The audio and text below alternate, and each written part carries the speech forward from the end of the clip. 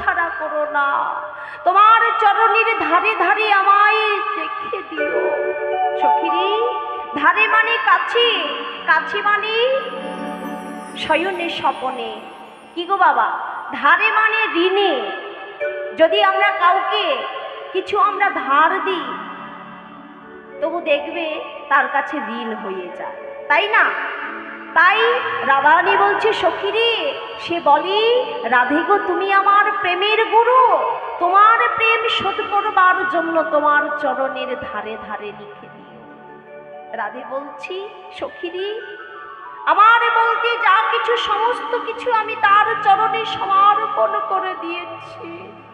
এই দেহ জৈবন, আজকে যদি আমার কিছু হয়ে যায় এর জন্য কেউ দায়ী।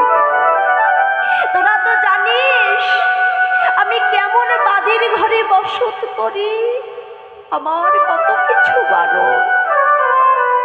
কৃষ্ণ বলে কাঁদিতে মানা, ব্রজের ধুলি অঙ্গে মাখিতে মানা, নীল বসন পরিধানে মানা। আর আমার বধূ যখন মুরলীর ধ্বনি করে, আমি তখন ওই গুরুজনার মাঝে বসে থাকি। আর কি করি জানিস সখী?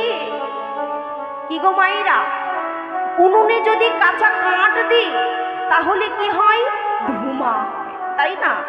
তাই রাধারানী বলছে, সখীরি, যখন বধূ বংশীর ধ্বনি করে তখন আমি সেই উনুনে কাঁচা কাঠ লাগিয়ে সেই ধুমার ছলনা করে কাঁদি।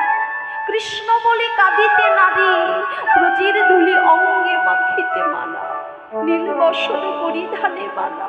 সখীরে, তোরা তো জানিস আমি কেমন বাদির ঘরে বসত করি। তাই রাধারানী বলছে, সখীরে, আমার বধূর কথা আর কতই বা বলবো।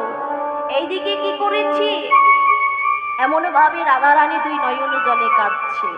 আর এদিকে পূর্ণমাসী যোগমায়া, যিনি সহস্র লীলার সহস্রকারিণী মা যোগমায়া, যাকে ছাড়া কোনো লীলা সম্পূর্ণ হবে না, এই মা যোগমায়া, সে বলছে কৃষ্ণ দুটি মাত্র বর্ণ, সে যে কি অমৃত সুধা দিয়ে তৈরি তা আমি ভাষায় বলে বোঝাতে পারবো না।